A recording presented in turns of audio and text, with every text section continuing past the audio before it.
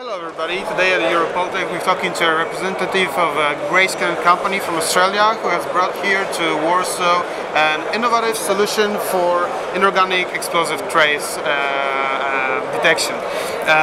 Thank you very much for your time, and so first question would be, could you tell us a little bit more about what you are presenting here in Warsaw? Yes, thank you, Michael.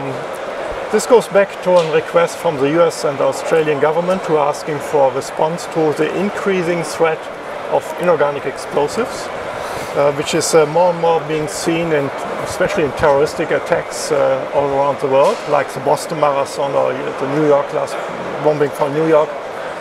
Now this device, what we developed, is the only one on the market right now which can detect inorganic explosives.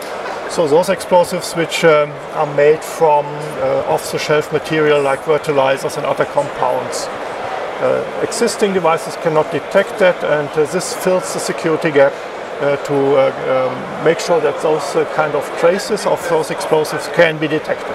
Right. You've mentioned that this device has been developed in response to a requirement from Australian, let's say, enforce institutions. But was it something that they were looking for a very long time, or is it like ad hoc response to terrorist incidents which have happened lately, like the Boston Marathon bombing, which you've mentioned? Yeah, that is actually the response to that. After analyzing the materials being used in those attacks, that request came up, and then that gap became obvious, and that's why this was put on the way to find a solution for it. But was it also developed, or let's say, was this requirement identified due to any growth of terrorist threat in Australia itself, or just something as, let's say, precaution action? It's Australia precaution actions, but it's in communication with other security institutions like Homeland Security in the US, for example. Yeah? Right. And during development and during working on this solution, did you consult in any way your future potential clients, like the aforementioned Australian Army or Armed Forces or police departments? Yes. Yes, we work together with those to find the requirements and the procedures we want to implement here to do the checks and pre-checks for those explosives, and that is all being implemented in those devices. You mentioned that this fills a specific security gap on the market. Well, this means also that any other company around the world hasn't developed something similar to this.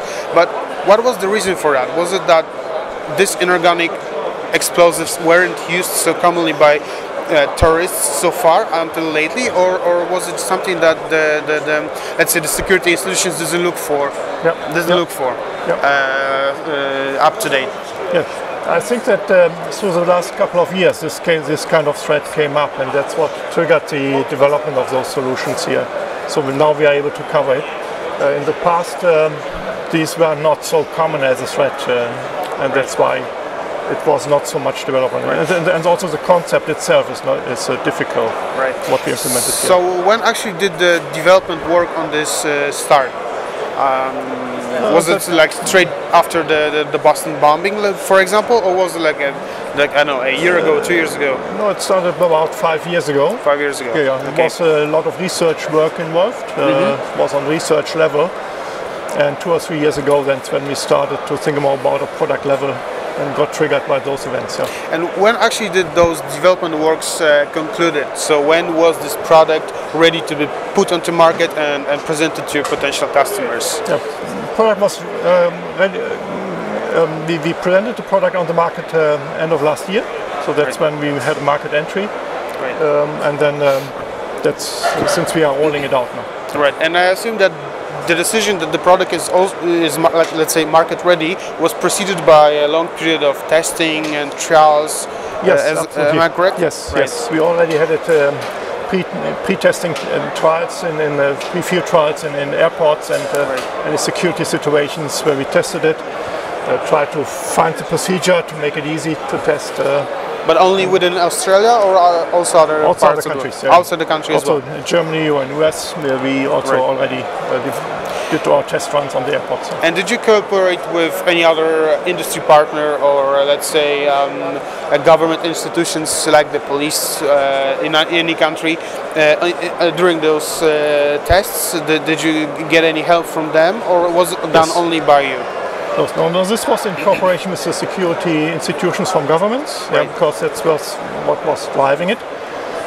And in Australia, of course, we did the cooperation with research institutions like University of Tasmania, where we did the research work for these products.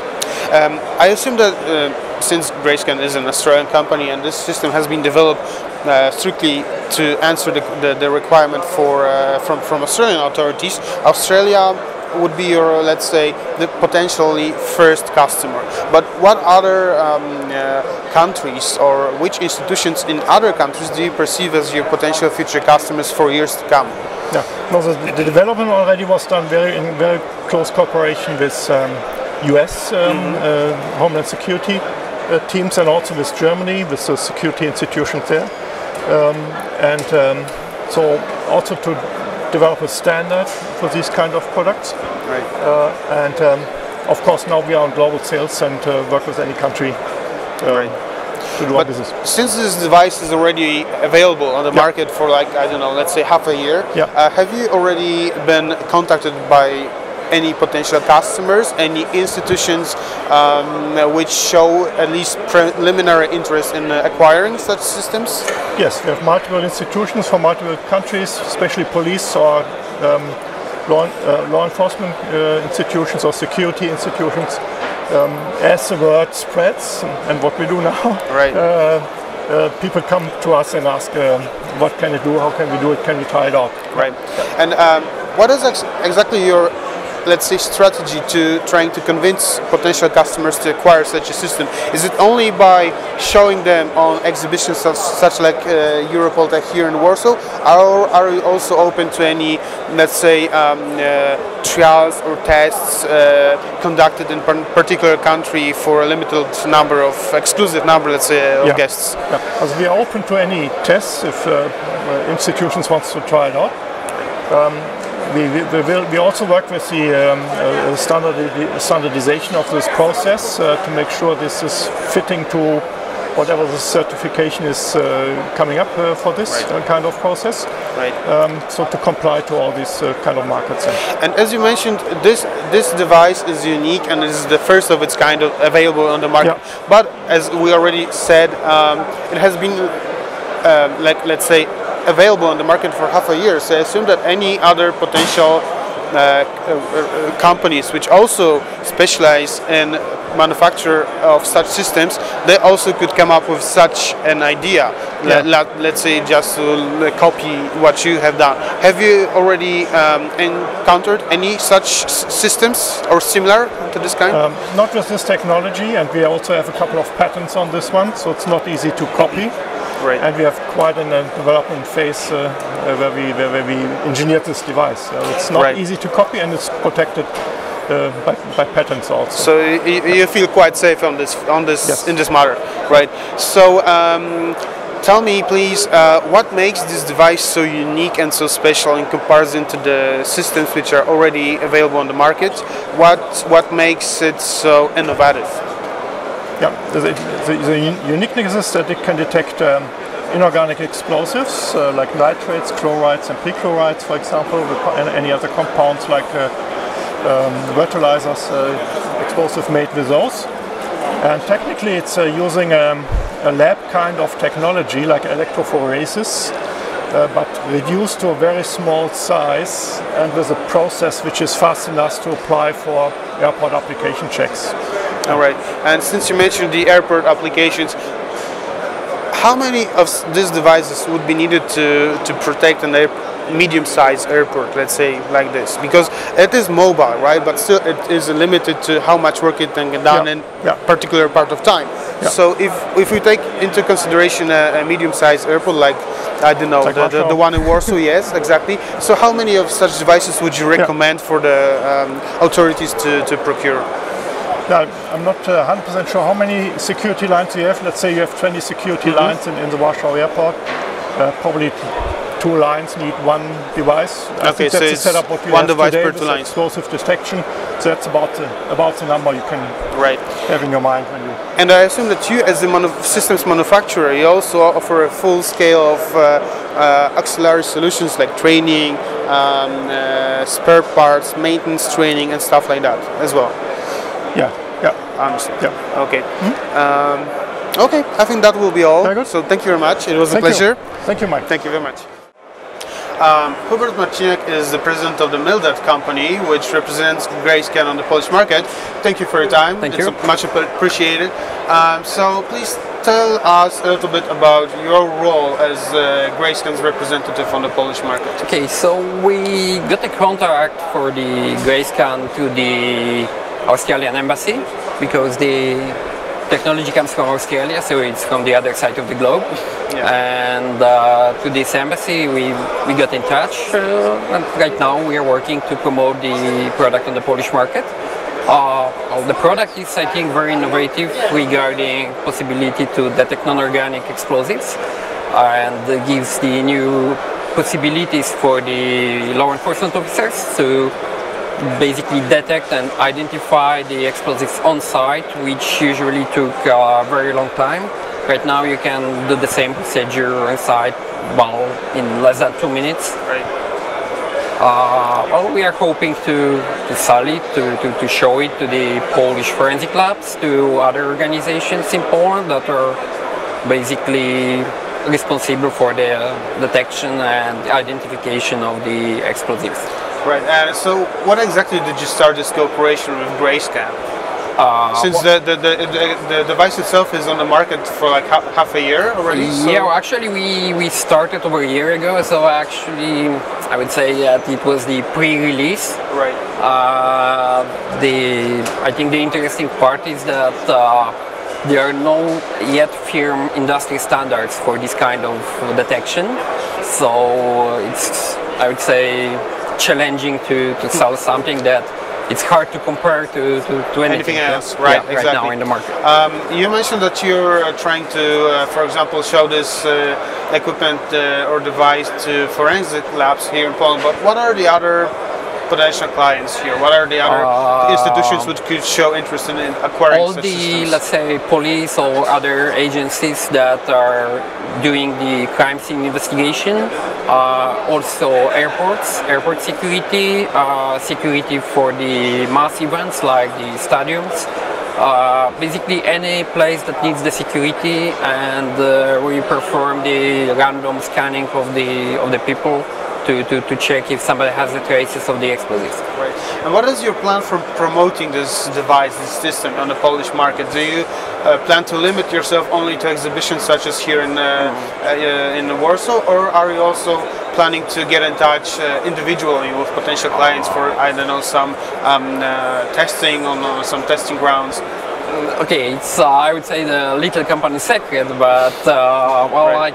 I can say that for sure we will try to get in touch with the clients, because in my opinion the best way is to actually give the equipment for testing, so the user can get the actual experience and have more time to think about if the product is suitable for him or not.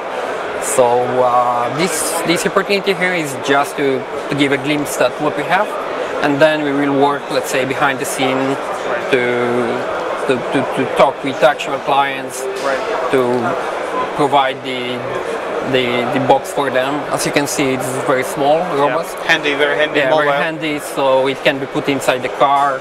It can be used in the field. Right. And you, as the Grayscan's representative, do you have the liberty to talk with your potential clients on do contract negotiations, or this part of the future deal is still in the hands of the manufacturer? Of course, we are responsible for the, let's say, contracting party, part of the deals. Because of the packages that the product comes, different configurations with the spare materials, it's hard to set the firm price depending on what the user wants. because with the filters and other consumables, you can make the certain number of tests. So depending on the scale, how many tests the user wants to conduct per year, you need to customize and fit the package for the client. Right. And what will be your role after the contract is signed? Are you like responsible for supervision of deliveries and also for any maintenance, training, and any other form of help for the user? Well, for sure the delivery, for sure the part regarding the, let's say, maintenance, but basic maintenance. Well, obviously we will not do the overhaul of the devices because it's the lab in the box, more or less. So it's quite complicated device. So we prefer to leave it to the manufacturer. Right. But well, all the consumables, filters, all the software packages, that's part that we can deliver for sure. Right. To the company. And just last question, since this device, this system is something unique and very new on not only the Polish market, but let's say this kind of market globally, do you see a big sales potential in Poland? Is it something that Polish authorities really need to acquire? We were joking yesterday that there is limited potential because we have a limited terrorism here. So because there is a limited market, and we are hoping that it will stay this way. But basically the problems with the explosives, with the terrorists, the people who are using the illegal explosives. It's not so big in Poland. I mean, the danger is not so far. Hopefully it will stay this way. Right. So well, that limits the market. Of course, for the screening, for the prevention purposes, that's the I think very interesting device. But for the forensic, after let's say when you have to investigate the explosion site. The use in Poland is obviously limited because small number of the accidents, but there may be use for that in the special forces to use abroad, especially in the conflict zones when you have the asymmetric conflicts. Well, like in the past in Afghanistan, in Iraq, or right now in Syria. If the Polish forces are right now coming to Syria as peacekeepers, so obviously there may be some use for that for the forensics on the theater. Right. And just looking into the future, do you see yourself as Grayscan's representative not only in Poland but the wider Central and Eastern Europe region, like countries like the Baltic states, Czech Republic, Slovakia, for example? Well, it's obviously up to the Grayscan, and right now we are working on the Polish market. Right. But our company is also active on the other markets. We are active in several European countries. We are also active on the African and the Asian market. Right. So we are, let's say, we are not limiting ourselves. The technology is very advanced, so also it needs the users that they see the potential of it. Yeah. Right now we see it in Europe, but if there will be need on other markets, I think everybody is open for the business. Right. And since you've been representing Grayscan on the Polish market, as you said, for let's say more or less a year, have you already been contacted by any potential clients here in Poland, like the police or any other institutions of such type? Not yet, because well, we started our contacts about a year ago, but we started, let's say, to promote the product just recently this spring. And I think, well, we can talk a lot about theory. Well, I think that the best way is to show actually how it works in practice. Right. Because I can bring a leaflet and I can tell a lot to the people, but they always ask me, okay, how it works? Please show me. Right. So I think that the opportunity that we have here on the show, on the Europoltech, to actually show how it works and how fast it works, it's the best way right now. And after the show, we will continue with the interested parties. And has this system been met with much interest here in Warsaw during the Europoltech?